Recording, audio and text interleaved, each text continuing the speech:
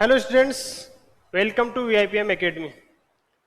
जैसे कि आपका एसएससी का हर संडे वीआईपीएम एकेडमी में टेस्ट लगता है, तो जो इस संडे जो टेस्ट हुआ है उसका सॉल्यूशन आज हम करने जा रहे हैं। देखिए पहला क्वेश्चन, इफ अक्स बिटवीन है 0 और π/2, अक्स जो है 0 और π/2 के बीच में है, तो sin x plus cos x की वैल्यू क्या होगी? Greater than 2, less than 2, greater than equal to और लेस देन इक्वल टू 2। ठीक है, तो इसमें क्या बताना है आपको कि sin x plus cos x की वैल्यू बतानी है, और जो अक्स है वो 0 और π/2 मतलब 0 डिग्री और 90 डिग्री के बीच में है। तो आप देख सकते हैं, आप या तो इसमें किसी भी वैल्यू रख के देख सकते हैं, किसी की भी वैल्यू 0 से 90 के बीच में आप कुछ भी वैल्यू रख के देख सकते हैं। उसके हिसाब से पता लग सकता है कि इसकी वैल्यू छोटी आएगी 2 से, बड़ी आएगी, या 2 के बराबर आएगी, या 2 से कम आएगी। जैसे इसमें मैं 30 डिग्री पुट करता हूं, अक्स की वैल्यू 30 डिग्री रखते हैं। 30 डिग्री रखोगे तो साइन 30 की वैल्यू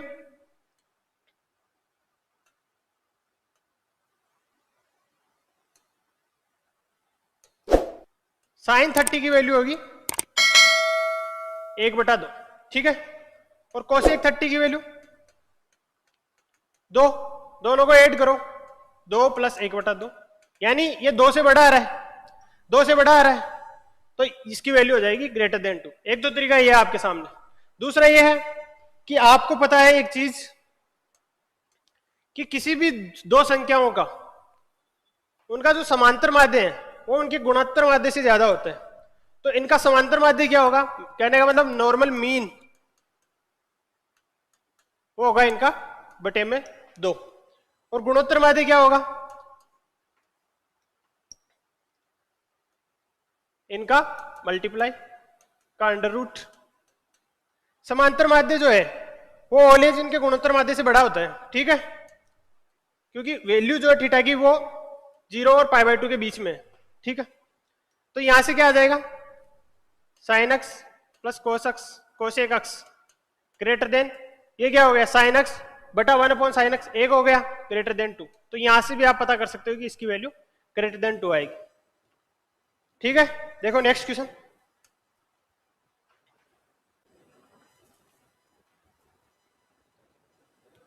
एक व्यक्ति के पास एक भूखंड 3 दलालों से है, 3 दलालों से हुए पहुंचता है। देखिए इंग्लिश में पढ़िए इसको। A piece of land came to a person through 3 middleman is gaining 20% profit if the person purchase the land for Rs 208872, the original cost of the land was. ये क्वेश्चन क्या कह रहा है कि एक व्यक्ति के पास एक भूखंड है, कोई भूमि का हिस्सा है, वो 3 दलालों से होते हुए पहुंचता है। पहला दलाल, फिर दूसरा, फिर तीसरा, और तीनों दलाल जो है बीच में फिर 20% का प्रॉफिट अर्न करते हैं। तो अब जो उसने जमीन खरीदी तीनों से दलालों से होते हुए, उसने खरीदी 2,08,872 रुपए में। ठीक है, तो ये बताओ कि उसकी जमीन की रियल कीमत क्या थी, वास्तविक कीमत क्या थी? देखिए 20% की फ्रैक्शन वैल्यू 1/5, यानी अब आप जानते हो कि इसको सोल्व करने के लिए 3 सालों का है, तो मैं इनका क्यूब ले सकता हूं। कैसे? पहले साल 5 से 6, पहले दलाल से आया 5 से 6, दूसरे दलाल से फिर 5 से 6, तीसरे दलाल से फिर 5 से 6, ये पहुंचा अपने पास। इनको मल्टीप्लाई कर लो, इधर 125 और ये 216। कहने का मतलब है कि जमीन की वास्तविक कीमत ये थी, और 3 दलालों से होते हुए इसमें उन्होंने खरीदी। तो कितने में खरीदी? इतने में। तो इसकी वैल्यू, ये किसकी वैल्यू है? ये 216 की वैल्यू है, और आपको 125 की वैल्यू पता करनी है।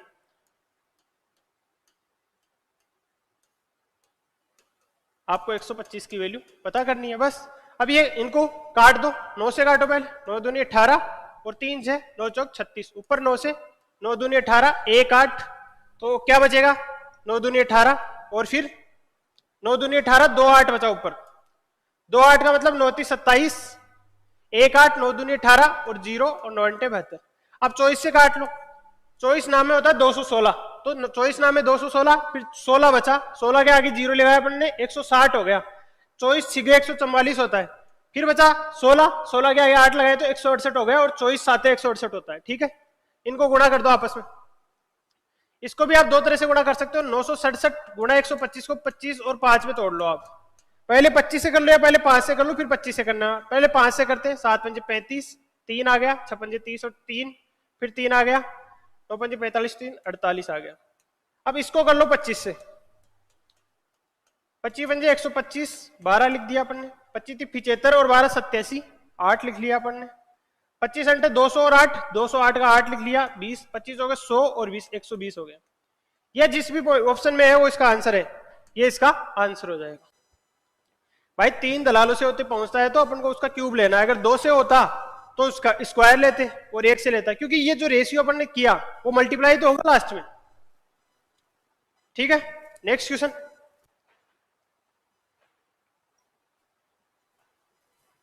एक व्यापारी अपना लाभ खरीद मूल्य पर जोड़ता है तथा दूसरा व्यापारी अपना लाभ विक्रय मूल्य पर जोड़ता है। जब दोनों का विक्रय मूल्य बराबर होता है तो दोनों 20% लाभ होने का दावा करते हैं। दोनों के लाभ का अंतर 872 है, तो प्रत्येक का विक्रय मूल्य ज्ञात कीजिए। देखो अच्छा क्वेश्चन है ये बोल रहा है कि एक व्यापारी, दो व्यापारी है, उनमें से एक व्यापारी अपना जो बेचता है, जो भी बेचता है उसपे लाभ की गणना करता है कॉस्ट प्राइस पे, कर्रे मूल्य पे लाभ की गणना करता है। जबकि एक दूसरा व्यापारी है जो उसका जो विक्रय मूल्य है उस पे अपने लाभ की गणना करता है। देखो, और दोनों ने 20% लाभ कमाया, एक ने कर्रे मूल्य पे 20% लाभ कमाया, एक ने अगर विक्रय मूल्य से काउंट किया तो विक्रय मूल्य पे 20% लाभ कमाया, तो 20% की वही फ्रैक्शन वैल्यू 1/5। ठीक है, अब ये आपके सामने 1/5 है। फर्स्ट व्यापारी की बात कर रहे हैं अपन, और फिर करेंगे सेकंड व्यापारी की बात, क्योंकि इनके लिए इनका कॉस्ट प्राइस और सेलिंग प्राइस पता करेंगे अपन। देखो, फर्स्ट व्यापारी है वो खरीद मूल्य यानी कॉस्ट प्राइस सीपी पे काउंट करता है, तो इसका मतलब ये है सीपी और ये है प्रॉफिट। और सेकंड जो है वो विक्रय मूल्य पे काउंट करता है, इसका मतलब ये इसका एसपी है सेकंड का, और ये इसका प्रॉफिट है, ये इसका प्रॉफिट है। ठीक है, अब देखो इनके लिए पहले और सेकंड व्यापारी के लिए अपने को पता करना है फर्स्ट और सेकंड। सीपी क्या होगा इनके लिए, इसके लिए 5 और एसपी क्या हो जाएगा इसके लिए, 1 का प्रॉफिट हो गया तो 6, इसके लिए एसपी 5 है, एसपी 5 है, 1 का प्रॉफिट हुआ तो सीपी क्या होगा, ये बताओ सीपी क्या होगा। इसके लिए एसपी 5 है, 1 का प्रॉफिट हुआ तो सीपी 4 हो जाएगा। लेकिन कह रहा है कि दोनों ही के ही विक्रय मूल्य जो है इक्वल है, विक्रय मूल्य बराबर है, तो आपको दोनों के एसपी इक्वल करने पड़ेंगे, दोनों के एसपी इक्वल करने पड़ेंगे। तो दोनों के एसपी इक्वल करना है मेरे को, तो क्या करना है, यहाँ 6 या 5 है तो इधर 5 से मल्टीप्लाई कर दूं, इधर 6 से कर दूं, तो दोनों के एसपी इक्वल हो जाएंगे। इधर 5 से यहां हो जाएगा 25, यहां हो जाएगा 24, यहां हो जाएगा 30 और यहां हो जाएगा 30। ये हो गया सीपी और एसपी, ये पहले का सीपी, ये दूसरे का सीपी, ये दूसरे का एसपी और ये दूसरे का। ठीक है, अब बोल रहा है क्वेश्चन दोनों के लाभ का अंतर, इसको कितना लाभ हुआ 5, इसको 6, लाभ का अंतर कितना हुआ 1, दोनों के लाभ का अंतर 1 है, और यहां दिया हुआ 872, इसका मतलब 1 की वैल्यू 872 है। तो प्रत्येक का विक्रय मूल्य याद कीजिए, और विक्रय मूल्य है 30, तो 1 की वैल्यू 872 है, तो 30 की वैल्यू पता करनी है, 30 गुणा 872, 6 21 2 आ गए, 8 या 24 और 2 26, 26,160 रुपए, 26,160 रुपए दोनों का विक्रय मूल्य हो जाएगा अलग अलग तौर पे। एक का इनका विक्रय, क्योंकि दोनों के विक्रय मूल्य जो है इक्वल है। ठीक है, देखिए अब नेक्स्ट क्वेश्चन,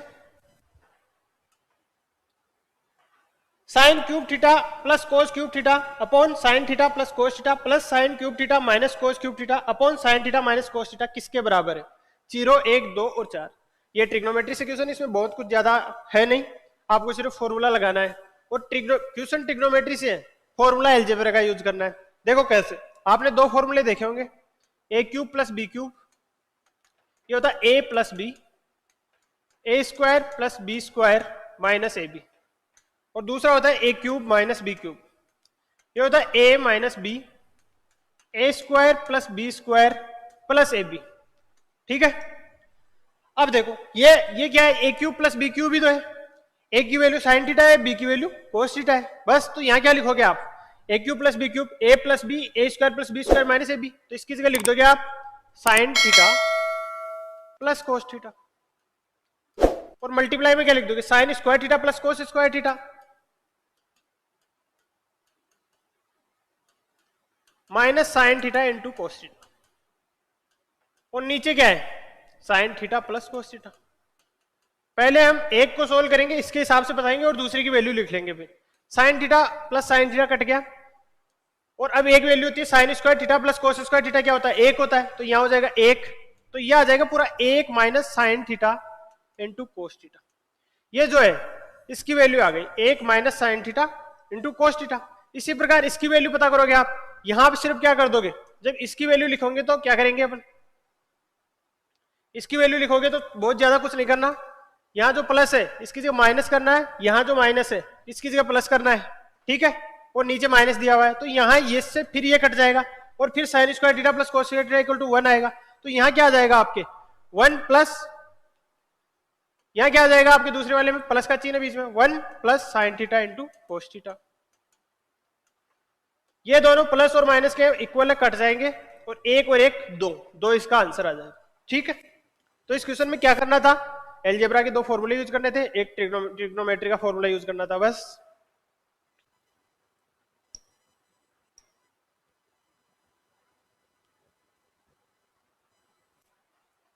देखिए अब नेक्स्ट,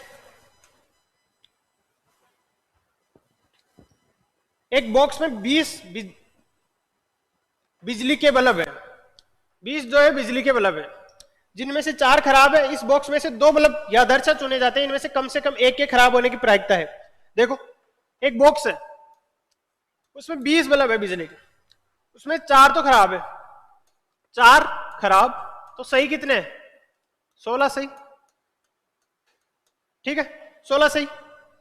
इनमें से कम एक के खराब होने की प्रायिकता आपको पता करनी है। तो एक खराब कैसे हो सकता है, कम से कम एक खराब, कम से कम एक खराब कैसे हो सकता है, कम से कम एक खराब कैसे हो सकता है कि पहली कंडीशन तो ये होगी एक सही और एक खराब, हो गया कम से कम एक खराब, ठीक है पहली बात। दूसरी दोनों खराब, तो भी कम से कम एक खराब हो गया। ये आपको प्रायिकता पता करनी है बस, कि एक सही हो एक खराब हो, या तो ये या दूसरी है कि या दोनों खराब हो। दोनों ही कंडीशन में क्या होगा कि कम से कम एक बल्ब तो खराब आएगा ही, यह आपको पता करना है। देखो कैसे करोगे, सबसे पहले पहली देखो, लेना कितना है, लेना कितना है टोटल 20 में से 2 लेना आपको, 20 में से 2 लेना है, टोटल 20 है, 20 में से 2 उठाने हैं। पहली क्या हो सकता है, पहली कंडीशन क्या हो सकती है कि एक खराब हो और एक सही हो, तो उसमें क्या करोगे, एक तो खराब वालों में से लोगे, एक तो 4 जो है उनमें से लेंगे, और दूसरा क्या लेंगे, दूसरा जो बाकी सही लेने के लिए बाकी 16 उसमें से लेंगे एक, ठीक है। दूसरी कंडीशन क्या है कि दोनों खराब ले, दोनों खराब कैसे लोगे, 4C2, 4 जो खराब है उनमें से लेंगे दोनों, बस इसको सोल्व करना। आप जानते हो सी को सोल्व करना, जैसे 20C2 को कैसे सोल्व करेंगे, 20 गुणा 19 और नीचे 2 गुणा 1। 4C1 को कैसे करेंगे, 4 और 16 को 16, जो 1 लिखा हो उसको एक ही बार करना है, और 4C2 को 4, 3 और 2 और 1। अब जो कट रहा है उसको काट लो, यहां 10 आ गया, यहां 2 आ गया, यहां 3 दूनी 6 और 16 चौक 64, तो टोटल आ गया 70/10 गुणा 19, 0 से 0 कट गया, आंसर आ गया 7/19, ठीक है। तो क्या प्रायिकता हो जाएगी 7/19, या तो एक खराब और एक सही हो, या फिर दोनों खराब हो। यह प्रायिकता अपने को पता करनी है।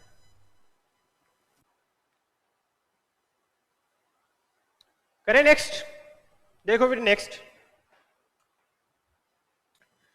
5 लीटर के एल्कोहल पानी मिश्रण में 40% एल्कोहल है, इसमें से 1 लीटर पानी मिलाया जाता है, इसमें तो नए मिश्रण में एल्कोहल का प्रतिशत क्या होगा। क्या बोल रहा है कि 5 लीटर एल्कोहल और वाटर का मिश्रण, 5 लीटर जो है एल्कोहल प्लस वाटर का मिक्सर है, ठीक है, उसमें 40% एल्कोहल है, तो 5 का 40% पता करो, 5 का 40% क्या होगा, 2 लीटर, उसमें 2 लीटर एल्कोहल है, 2 लीटर एल्कोहल है, बाकी 3 लीटर वाटर है, क्योंकि टोटल 5 है, ठीक है। अब इसमें 1 लीटर पानी मिला दिया जाए, तो बताओ इसमें पानी मिलाया है, इसके अलावा और कुछ थोड़ी मिलाया है, इसमें सिर्फ पानी मिलाया है। पानी मिलाया है तो उसमें एल्कोहल जो जितनी पहले थी उतनी अब रहेगी, लेकिन 1 लीटर मिलाया है तो पहले टोटल 5 लीटर था, अब जो टोटल है वो 6 लीटर हो जाएगा, 5 और 1 6 लीटर हो जाएगा। तो कह रहा है नए मिश्रण में एल्कोहल का परसेंट ज्ञात कीजिए। तो एल्कोहल तो वो 2 लीटर की 2 लीटर ही है, लेकिन अब जो मिक्सर है, मिक्सर 5 लीटर नहीं है, अब 6 लीटर है, क्योंकि 1 लीटर अपन ने उसमें वाटर ऐड कर दिया। इसकी परसेंटेज निकालनी है, 1/3 33 सही, 1/3%। सही है कि गलत है? एल्कोहल में अपन ने कोई बदलाव किया नहीं, एल्कोहल जितनी पहले थी उतनी अब है, 2 लीटर पहले थी 2 लीटर अब है। वाटर मिलाया जिसकी वजह से टोटल क्वांटिटी 1 लीटर इंक्रीज हो गई, बस। नेक्स्ट क्वेश्चन देखो, दिए गए चित्र में कोण ONY, कौन सा है ONY? ONY, ये रहा ONY, ये 50 डिग्री है, और OMY ये 15 डिग्री है। तब कोण MON की वैल्यू पता करो, MON की वैल्यू आपको पता करनी है। देखो इसमें एक कॉन्सेप्ट यूज हो रहा है, कोई भी सर्किल है, उसमें ये रेडियस है, इसकी ये त्रिज्या है, ये भी क्या है, ये भी रेडियस है, ये कोई इसकी जीवा है, तो ये रेडियस क्योंकि दोनों त्रिज्या इसलिए दोनों इक्वल होगी, तो ये एंगल अगर थीटा होगा तो ये भी थीटा होगा, दोनों एंगल भी इक्वल होगी, क्योंकि किसी भी समद्विबाहु त्रिभुज में अगर ये भुजा और ये भुजा इक्वल है तो इनके ये एंगल भी इक्वल होते हैं। ठीक है, ये कॉन्सेप्ट यहाँ पे यूज हो रहा है, बस इसी कॉन्सेप्ट को यूज करना है। देखो अब इसमें देखो, पहले इसको देखो, ये दोनों रेडियस है, ये भी रेडियस ये भी रेडियस, तो ये 50, तो ये टोटल ये भी होगा 50 डिग्री। ठीक है, ये दोनों 50-50, तो इस पूरे ट्राइंगल को देखो, ये दोनों 100 हो गए, और ट्राइंगल के तीनों कोणों का योग 180 डिग्री होता है, तो ये बच जाएगा 80 डिग्री। ठीक है, इतनी बात क्लियर। यहां से सिर्फ ये आ गया आपके 80 डिग्री।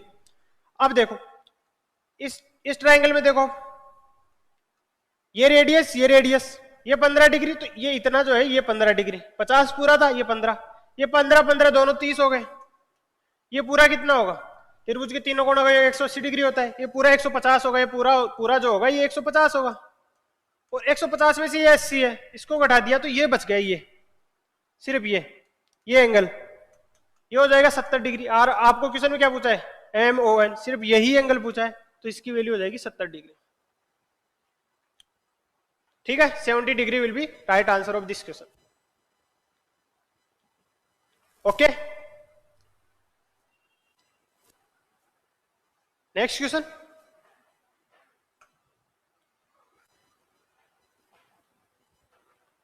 दो शंकुओं के आयतन का अनुपात 4:1 है, उनके व्यास का अनुपात 5 और 4 है, उनकी ऊंचाइयों का अनुपात ज्ञात करो। देखो आपको दो कोण दिए गए हैं, अब कोण का वॉल्यूम क्या होता है बताओ, 1/3 पाई R स्क्वायर।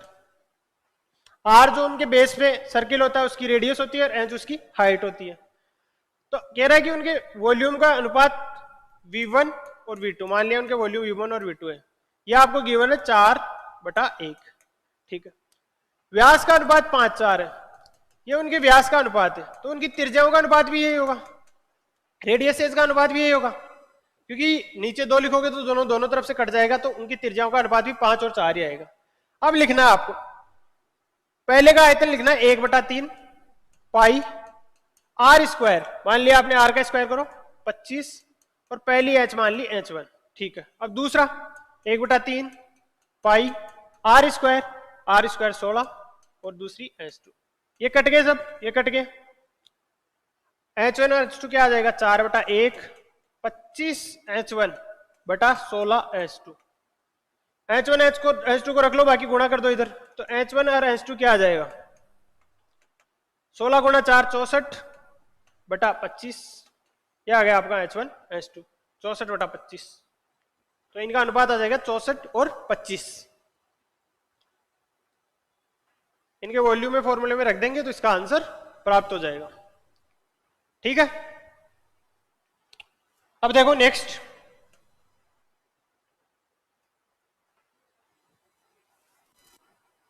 25 सेंटीमीटर व्यास वाली बेलनाकार टंकी पानी से भरी हुई है। यदि 11 लीटर पानी निकाल लिया जाए तब टंकी में पानी का स्तर कितना कम होगा। ठीक है, कोई पानी की टंकी है और उसका आकार जो है बेलनाकार है, वो पूरी भरी हुई है, फुल भरी हुई है पानी से, लेकिन उसमें से 25 सेंटीमीटर व्यास वाली बेलनाकार टंकी है वो, उसमें से 11 लीटर पानी निकाल लिया। तो ये कह रहा है कि जो लेवल है पानी का कितना कम हो जाएगा। तो आपको तो यही निकालना है कि 11 लीटर निकालने से उसकी हाइट जो है वो कितनी डिग्रीज हुई, यही पता करना है। मतलब 11 लीटर अगर उसमें होता तो उसकी हाइट क्या होती, यही पता करना है। कि ये मान लो कि उसमें 11 लीटर वो वॉल्यूम होता है उसमें, तो उसकी हाइट क्या होती है, वो हाइट अपने को निकालनी है। तो बेलन का वॉल्यूम क्या होता है, देखो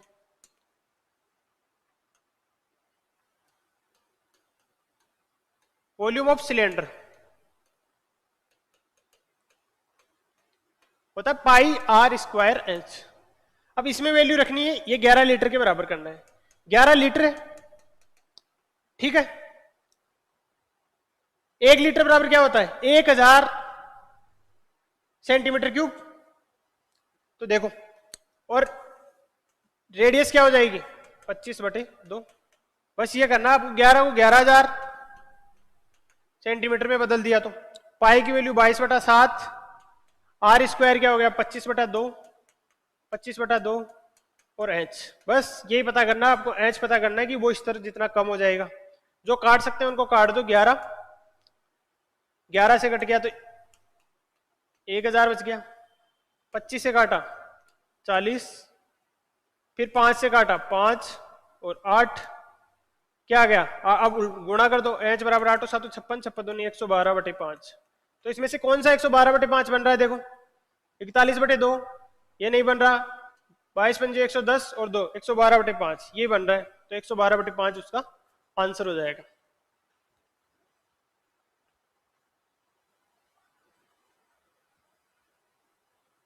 ठीक है, बढ़े नेक्स्ट क्वेश्चन।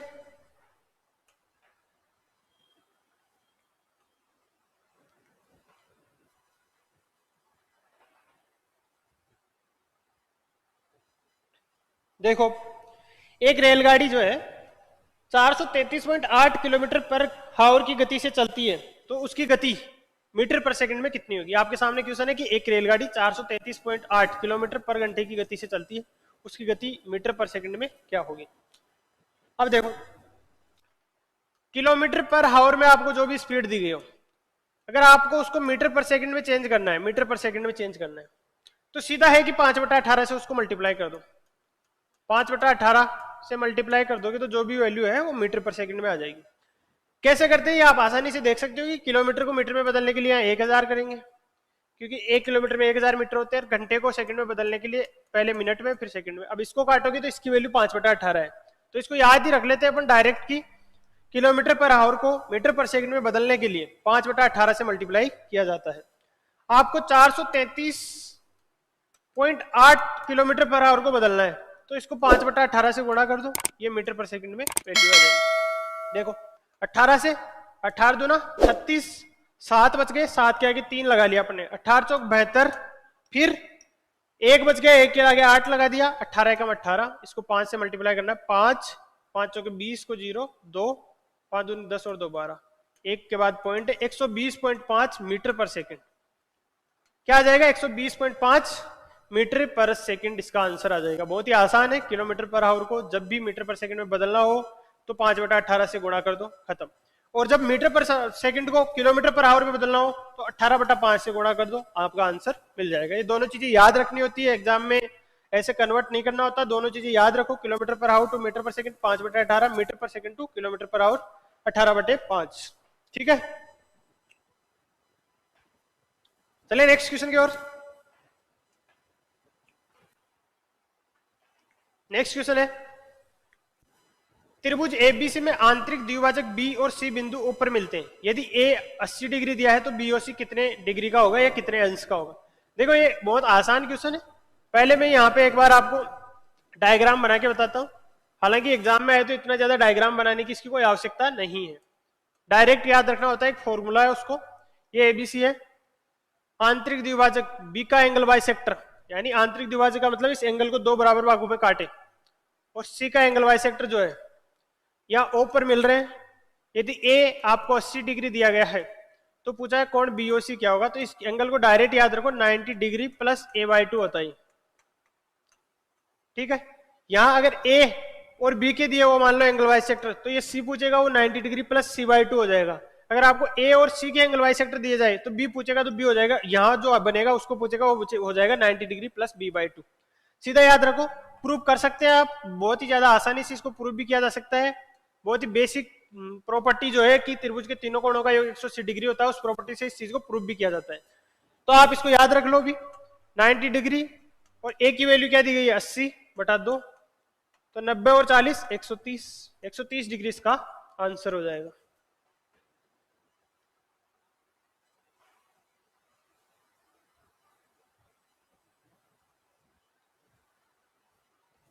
क्लियर है? देखो अब नेक्स्ट क्वेश्चन,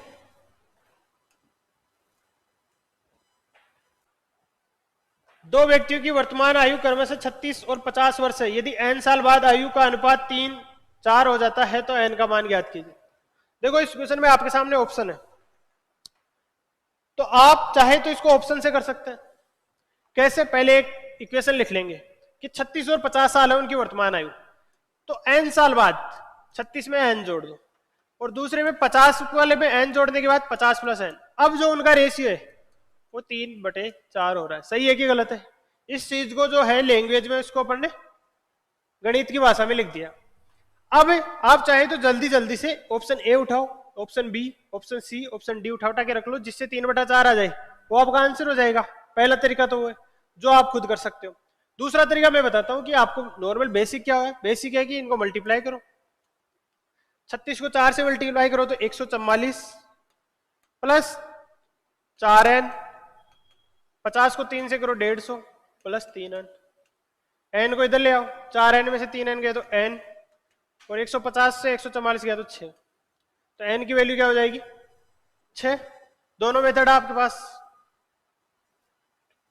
तो n हो जाएगा इसका 6। देखो नेक्स्ट, 7 है और उसके ऊपर पावर है 729 के प्रसार में इकाई का अंक क्या है? ठीक है, 7 लिखा हुआ है, इसके ऊपर पावर है 729 में इकाई का अंक क्या हो? तो जब भी आपको किसी भी संख्या की यूनिट डिजिट निकालना और उसके ऊपर कुछ पावर हो और कितनी भी बड़ी पावर हो, तो आप उस पावर पे ना जाए, आप लास्ट के 2 डिजिट को देखें और उन लास्ट के दो डिजिट में 4 का भाग दें, 4 से उसको डिवाइड करके रिमाइंडर देके क्या बच रहा है रिमाइंडर, और जो रिमाइंडर बच रहा है वही उसकी पावर लगा ले यूनिट डिजिट निकालने के लिए। तो 7 बार पूरा गया 28 हो गए, 1 बच गया रिमाइंडर, तो इसकी पावर भी आप 1 लगा ले बस। अब 7 की पावर 1 क्या होती है 7, तो यही इसका यूनिट डिजिट है।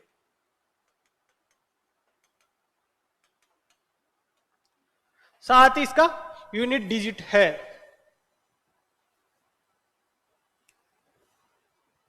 ठीक है, क्लियर है इतनी चीज?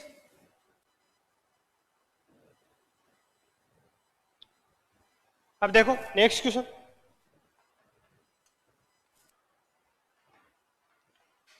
नीचे दी गई आकृति में ABCD 4.5 सेंटीमीटर की भुजा वाला एक वर्ग है। चारों कोनों से 2 सेंटीमीटर व्यास वाले एक वर्त के चतुर्थांश हटाए जाते हैं और 2 सेंटीमीटर व्यास वाले एक वर्त भी हटा दिया जाता है। छायांकित भाग का क्षेत्रफल ज्ञात कीजिए। ये जो बचा हुआ भाग है इसका आपको एरिया फाइंड करना है।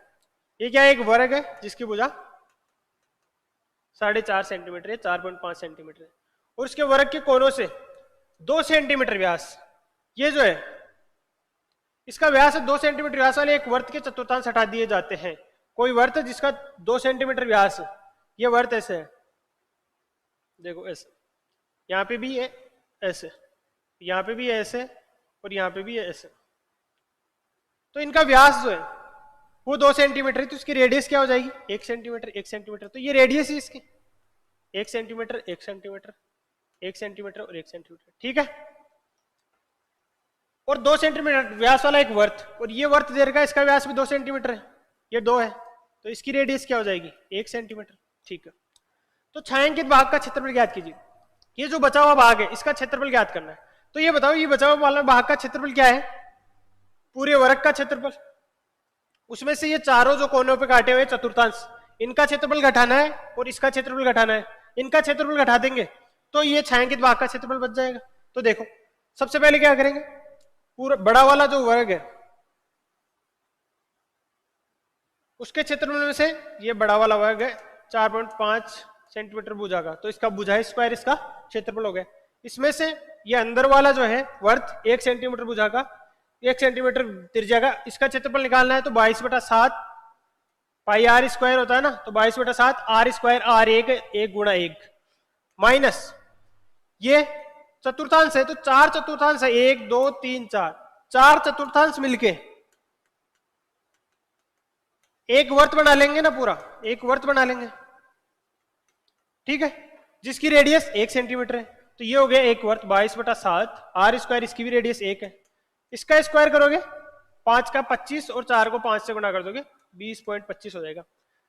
जो भी संख्या लास्ट में 5 हो तो उसका स्क्वायर ऐसे करते हैं कि लास्ट का स्क्वायर कर दो और उससे जो पहली संख्या है उसको उससे अगली संख्या से गुणा कर दो, और यहां क्या हो जाएगा आपके 44/7, इनको गुणा कर दो इधर 3 7 और 7 दूनी 14 माइनस 44/7, या तो ऐसे कर लो या फिर इसी को सोल्व कर लो, जो 20.25 में से हटा देना, ये क्या आ जाएगा 7 6 42 2 0 7 दूनी 14 6 0 7 8 56, 20.25 में से 6.28 आपको हटाना है, तो 15 में से 8 के 7 और ये 0 और 14.07 नहीं है इसका कुछ, यहाँ पे 7 6 42 और आपने लिख दिया 2 0 7 दूनी 14, 6.28 आपको हटाना था। हाँ यहाँ एक बचा, देखो क्या मिस्टेक की है, यहाँ पे 6.28 आपको हटाना है, तो यहाँ 7 बच गए, यहाँ एक बचा, तो 11 में से 2 गए तो 9, और यहाँ सिर्फ एक वही बचा, अब 9 ही बचा, तो 19 में से 6 गए तो 13.97 इसका आंसर हो जाएगा। ठीक है, देखो नेक्स्ट, इफ रूट में है x अपॉन वाई बराबर 10/3 माइनस फिर रूट में है y upon x and x minus y बराबर 8, then find the value of x y। देखो इसको आप ऐसे लिख सकते हो, जो उधर माइनस में है उसको इधर ले आओ प्लस में हो जाएगा, बराबर 10/3। अब यहां से एक चीज देखो आप, ये क्या है और ये इसी का विपरीत है, कहने का मतलब अगर ये a है तो ये है 1/a, ठीक है, और इसकी वैल्यू दे रखी है आपको 10/3। अगर ये पूरा a है, इसकी वैल्यू 1/a है, तो इसकी वैल्यू आपको 10/3 दे रखी है। इसको आप ऐसे तोड़ लो, 3 + 1/3 हो गया, ये a हो जाएगा, ये 1/a हो जाएगा, ठीक है। इसका मतलब ये जो दिया गया आपके √x/y, इसकी वैल्यू 3 है, तो x/y स्क्वायर कर दो 9 हो जाएगी, 9/1 हो जाएगी। अब इनका अंतर, यहाँ पे अंतर 8 है और वास्तव में अंतर 8 दे रखा है, इसका मतलब ये संख्या भी 9 और 1 ही है, तो इनका मल्टीप्लाई करोगे 9 × 1 बराबर 9। ये तो था इनका डायरेक्ट मेथड करने का। इसके अलावा आप चाहे करते रहो उनको स्क्वायर करके, वो एक लॉन्ग मेथड है, एग्जाम में अपन को उस दृष्टि से करना भी नहीं है, क्योंकि ऐसे करोगे तो बहुत लंबा हो जाएगा। यही इसका एग्जाम पॉइंट ऑफ व्यू था, इसी को इसी तरीके से करना है, क्योंकि आपको दिया गया है कि a + 1/a, अगर ये एक तरह का उल्टा ही तो है इसका, तो ये 10/3 है, इसको ऐसे ब्रेक करो कि यहाँ a आ जाए, यहाँ नीचे 1/a आ जाए, बस, तो अपन ने इसको ऐसा ब्रेक कर लिया। देखें नेक्स्ट, यदि x - 3 दिनों में x + 2 श्रमिकों द्वारा किए गए कार्य का x - 2 दिनों में x + 2 4 श्रमिकों द्वारा किए गए कार्य से अनुपात 3 और 4 है, तो x का मान ज्ञात कीजिए।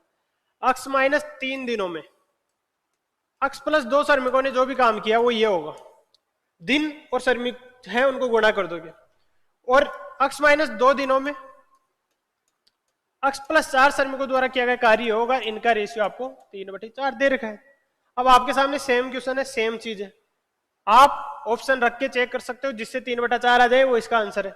इसका जो लंबा मेथड है वो मैं यहाँ बता देता हूँ, आप इनको ऑप्शन से चेक कर सकते हैं, कोई भी संख्या रखो, या फिर देखो इसको ऑप्शन से ही करते हैं, लंबा मेथड पे जाना ही नहीं है, लंबे मेथड से एग्जाम में करना भी नहीं होता, इसको सीधा ऑप्शन से करेंगे। पहले रखो 8 रखा, 8 - 3 5, 8 और 2 10, 8 में से 2 गए 6 और 8 4 12, ये आ रहा है क्या बताओ? 3 और 4 के रेशियो में आ रहा है क्या? ज्यादा से ज्यादा ये 2 से कट रहा है, यहाँ 5 आ जाएगा, यहाँ 6 आ जाएगा। ये नहीं आ रहा, 25/36 आ रहा है। इसका मतलब 8 नहीं होगा इसका आंसर। इसका मतलब इसका आंसर जो है 8 नहीं होगा। दूसरा रखते हैं, 10 रखो। 10 रख के चेक करो। 10 - 3 7 और 10 और 2 12। 10 में से दोगे तो 8 और 10 से 4 14। यहाँ 2 से कट गए, यहाँ पे फिर 6 से कट गए, ये फिर 3 और 4, ये आ गया 3/4। इसका मतलब 10 इसका आंसर है। बस ऑप्शन से सोल्व करना है इसको। अगर ऑप्शन से नहीं करते हो तो इनको इधर गुणा करोगे, क्वाड्रेटिक इक्वेशन बनेगी। क्वाड्रेटिक इक्वेशन के आपको मूल पता करना है। ठीक है, चलो नेक्स्ट।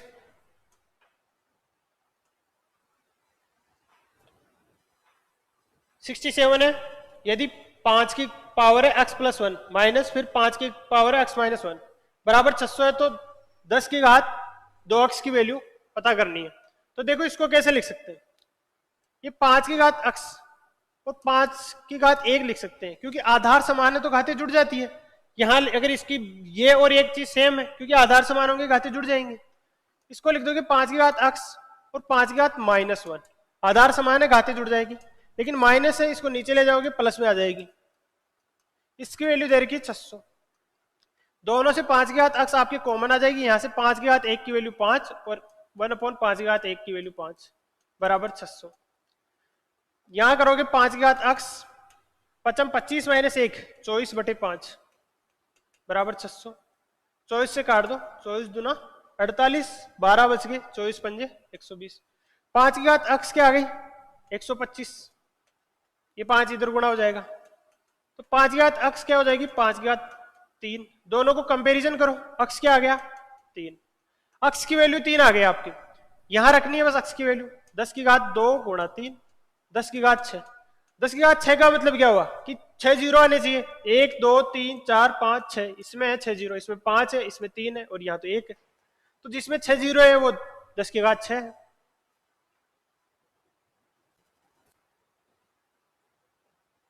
ठीक है, देखो नेक्स्ट।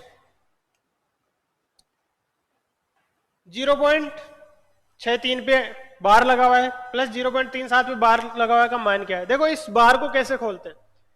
यहां आपको बार को ओपन करना हो, जैसे 0.63 बार है। इसका मतलब यह है कि अगर इसको हटाए तो कहना क्या चाह रहा है कि 6 3 6 3 6 3 6 3 6 3 रिपीट हो रही है। इनका एंड नहीं है, रिपीट ही होती जा रही है। और 3 7 का मतलब ये कि 3 7 3 7 3 7 रिपीट हो रही है। तो इसको हटाते ऐसे है कि जो ऊपर है उसको लिख लिया और बार कितने लगा हुआ है ना उतने 9 लगा दो, जितनी संख्या 1 2 पे बार लगा हुआ है बार लगा। ऐसे ही 0.37 बार को हटाएंगे तो 37/99। इनको ऐड करना है आपको बस 63/99 प्लस 37/99। दोनों को ऐड कर लो, दोनों का एलसीएम तो 99 आ गया। 63 और 37 100 हो गए। 100/99 इसका आंसर हो गया। 100/99 इसका आंसर हो गया। Yes, clear. देखो जी next, find the value of, जो एक्सप्रेशन आपके सामने दिया गया है 1/1 प्लस x की power b minus A plus x की पावर c माइनस ए। देखो इसको कैसे लिख सकते हैं आप। या तो आपके साथ में क्या तरीके कि a बराबर b बराबर c बराबर 1, तीनों को एक मान लो। तीनों को आप एक मान लो। एक मानोगे तो क्या आएगा यहाँ पे 1/1 प्लस 1 माइनस 1 0 आ जाएगा, x की घात 0 प्लस यहाँ भी x की घात 0 1 माइनस 1। सेम चीज यहाँ आती रहेगी। तो यहाँ क्या आएगा x की घात 0 1 हो गई और x की घात 0 1 हो गई, तो यहाँ क्या आ गया 1/3। ऐसे आगे आ जाएगा 1/3 और ऐसे आगे आ जाएगा 1/3। तो ये क्या हो जाएगा 3/3 बराबर 1। तो इसका आंसर हो जाएगा 1। आप यहां क्या करो ए बी और सी तीनों को एक एक मान लो, वैल्यू पुट कर दो, आंसर आ जाएगा।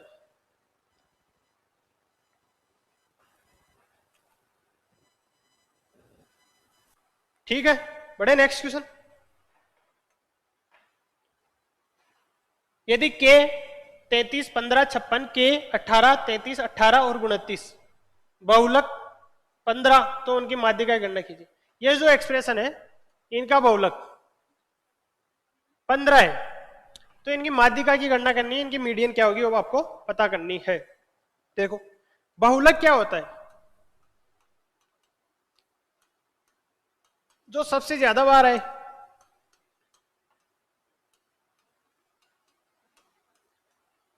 जो सबसे ज्यादा बार आए वही होता है बहुलक। ठीक है, तो ये बताओ इसमें 33 दो बार, 18 दो बार और कुछ, लेकिन 15 इसका बहुलक है। इसका मतलब जो 15 है ना वो 2 से ज्यादा बार आना चाहिए, 2 से ज्यादा बार, सही है, तभी वो इसका बहुलक हो पाएगा। नहीं तो 33 और 18 इसका बहुलक हो जाएगा, या ये सब इसके बहुलक होंगे। 15 को बहुलक होने के लिए क्या करना पड़ेगा आपको, 15 जो है वो दो बार से ज्यादा आना चाहिए, क्योंकि 33 दो बार आ रखा है और 18 जो है वो भी दो बार आ रखा है। अब वो दोनों दो बार आ रखे, तो 15 बहुलक कब होगा, क्योंकि जो सबसे ज्यादा बार आता है वो बहुलक होता, तो 2 से ज्यादा बार आए 15, तो यहां 15 क्या कितनी बार आया हुआ है, या एक बार आया हुआ है 15, तो यहां दोनों जगह बची, वो वहां भी वैसे भी सेम चीज रखनी है, तो यहां 15 रखा, यहां 15, तो अब 15 हो गए 3 बार, तो सही है। फिर इसका मतलब के की वैल्यू 15 है, के की वैल्यू 15 होगी तभी इस जो दिया गया है आपको टर्म, इसका बहुलक 15 हो पाएगा। ठीक है जी, तो यहां आ गई के की वैल्यू 15, आपने ये तो पता कर ली कि के की वैल्यू आ गई 15। ठीक है, अब देखो, अब माध्यिका पता करनी है, तो माध्यिका पता करने के लिए क्या करते हैं, सभी संख्याओं को बढ़ते हुए क्रम में अरेंज करते हैं। तो सबसे पहले सबसे छोटी कौन सी है, सबसे छोटी इसमें 15, और वो भी 3 बार 15, उसके बाद 18 वो 2 बार, उसके बाद 29, उसके बाद 33 जो 2 बार, उसके बाद 56। ये कितनी कितनी टर्म्स है, 1 2 3 4 5 6 7 8 9, देखो ऊपर वाली भी 9 है क्या, 1 2 3 4 5 6 7 8 9, सही लिख लिया अपन ने। अब माध्यिका क्या होती है, जब आपके पास ये टर्म ये विषम हो, तो माध्यिका क्या होती है, जैसे मान लो एन टर्म है, n + 1/2 जो टर्म है ना वो ही माध्यिका होती है। तो ये 9 है, 9 और 1 10, 10 बटा 2, 9 + 1 बटा 2, कहने का मतलब 5वीं जो टर्म है वो इसकी माध्यिका है, पहली दूसरी तीसरी चौथी और 5वीं, 5वीं 18 है तो इसकी माध्यिका 18 है। ठीक है, 5वीं जो टर्म है वो इसकी माध्यिका है। देखो नेक्स्ट, 1 किलोमीटर की दौड़ में ए बी सी को 40 मीटर तथा सी को 70 मीटर की बढ़त दे सकता है, तो उसी रेस में बी सी को कितनी बढ़त दे सकता है। देखिए यहां पे ये जो ऑप्शन है 31 नहीं है, 31 सही 1/4 मीटर है।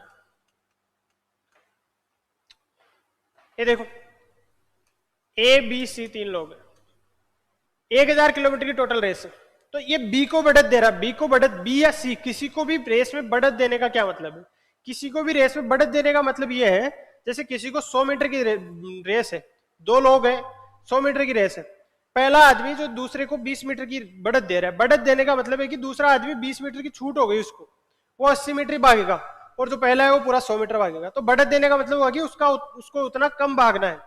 तो ए 1 किलोमीटर की रेस में बी को 40 मीटर की, तो ए तो खुद तो पूरा 1000 मीटर भागेगा, बी को 40 मीटर की बढ़त दे रहा तो ये 960 मीटर ही भागेगा, और सी जो है 70 मीटर की तो ये 930 मीटर ही भागेगा। ठीक है, अब इनका रेशियो निकाल लो, ये इनकी डिस्टेंस का कि इतनी डिस्टेंस कवर करेगा। आगे आपको बी और सी का बारे में दे रखा, तो सिर्फ इनका रेशियो निकाल लो आप, तो इनका रेशियो क्या हो जाएगा 32 और 31। ठीक है, अब कह रहा है कि इसी रेस में अब यदि 32 की वैल्यू 1000 हो तो कह रहा है कि वो कितनी बढ़त देगा, तो ये कि इसको कितनी बढ़त दे रहा है, ये तो 1 दे रहा है, तो 1 की वैल्यू आपको पता करनी है, तो 1 की वैल्यू हो जाएगी 1000/32, काट लो 8 से, 8 चौक 32, 8 एकम 8, 2 0, 8 दूनी 16, 4 0, 8 पंजे 40, 125/4 को क्या लिख दोगे आप, 31 सही 1/4। ठीक है, ये इसका आंसर होगा, बढ़त देने का मतलब समझ गए। देखो नेक्स्ट, 20 संख्याओं का औसत 47 है, बाद में ज्ञात हुआ कि त्रुटि के कारण 62 को 26 अंकित किया गया, सही औसत ज्ञात कीजिए। 20 नंबर से उनका एवरेज 47, अब क्या हुआ, एक त्रुटि हो गई। त्रुटि ये हुई कि कोई संख्या थी 62, लेकिन 62 की जगह 26 लिख दिया। तो बताओ कितना डिफरेंस हो गया, लिखना 62 था, लिख 26 दिया, तो कितना डिफरेंस हो गया। 62 में से 26 को माइनस करना तो कितना हो गया, 36। 36 का डिफरेंस हो गया, 36 उसमें कम है, तो 36 बढ़ाना है आपको, वो 36 वापस बढ़ाना है और एवरेज के तौर पे बढ़ाना है, तो हर संख्या में बढ़ाना है। तो 20 संख्याओं में 36 बढ़ाओगे तो हर संख्या को कितना मिलेगा, 36/20, 10, 18, ये हो जाएगा 1.8। मतलब जो एवरेज है जो पहले था उतना नहीं है, उसमें 1.8 ज्यादा है। तो 47 पहले एवरेज था, उसमें आप 1.8 ऐड कर दोगे तो 48.8। अब जो नया एवरेज होगा वो 48.8 होगा, और यही वास्तविक एवरेज। ठीक है, अब देखो नेक्स्ट क्वेश्चन। किसी प्रिज्म का आधार एक समबाहु त्रिभुज है, यदि तिर्यक पृष्ठ क्षेत्रफल 120 सेंटीमीटर स्क्वायर था, आयतन 40√3 सेंटीमीटर क्यूब हो, तब प्रिज्म के आधार की भुजा ज्ञात करो। कोई प्रिज्म है, अब प्रिज्म जो होता है उसका पृष्ठीय क्षेत्रफल क्या होता है, उसका पृष्ठीय क्षेत्रफल होता है आधार का परिमाप गुणा ऊंचाई, और उसका आयतन क्या होता है, आयतन होता है आधार का क्षेत्रफल गुणा ऊंचाई। तो इन दोनों का आप रेशियो ले लो, आयतन का और पृष्ठीय क्षेत्रफल का। तो पृष्ठीय क्षेत्रफल 120 और आयतन 40√3। पृष्ठीय क्षेत्रफल क्या होता है, आधार का परिमाप। तो कोई संभाव त्रिभुज जिसका आधार हो, संभाव त्रिभुज की तीनों भुजाएं बराबर होती हैं, उसका परिमाप क्या होगा, अगर उसकी एक भुजा ए हो तो तीनों भुजाएं 3a 3a और ऊंचाई h। ठीक है, अब नीचे आधार का क्षेत्रफल क्या होगा, संभाव त्रिभुज का आधार का क्षेत्रफल क्या होगा, अगर उसकी भुजा a हो तो √3/4 a स्क्वायर, √3/4 a स्क्वायर और ऊंचाई h। यहां से आपको भुजा पता करनी, तो यहां से सिर्फ भुजा बचेगी और सब कट जाएगा, √3 से √3, h से h, a से a और सिर्फ एक a बचा, 40 120 3 से 3, तो ये 4 इधर आ जाएगा, तो a क्या बच जाएगा आपके, a = 4, 4 सेंटीमीटर इसकी भुजा हो जाएगी।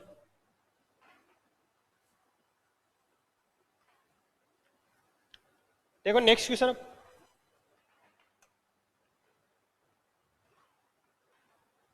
ये डीआई का क्वेश्चन है, स्कूल ई के लिए विविध साधनों से प्राप्त होने वाली आय, डोनेशन से प्राप्त होने वाली आय का कितने प्रतिशत है।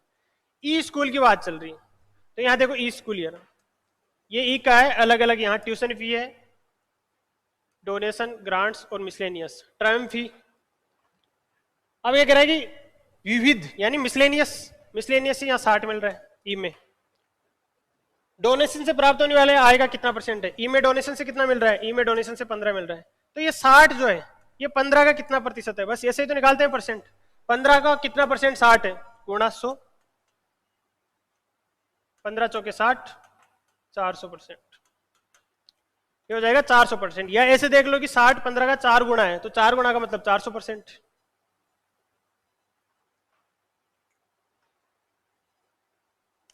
देखिए अब नेक्स्ट क्वेश्चन। निम्न में से कौन स्कूल की आय में ट्यूशन से प्राप्त होने वाली आय का प्रतिशत सर्वाधिक है। स्कूल की जो आय है टोटल, ए स्कूल की टोटल आय, बी की, सी की, डी की और ई की, उसमें से ट्यूशन से प्राप्त होने वाली आय का परसेंट सर्वाधिक है। कहने का मतलब पूरी जो एक स्कूल की है जितने भी प्रकार से फीस प्राप्त होती है उसमें ट्यूशन फी निकालना है, और कौन सी स्कूल में सबसे ज्यादा ट्यूशन फी प्राप्त होती है परसेंटेज में।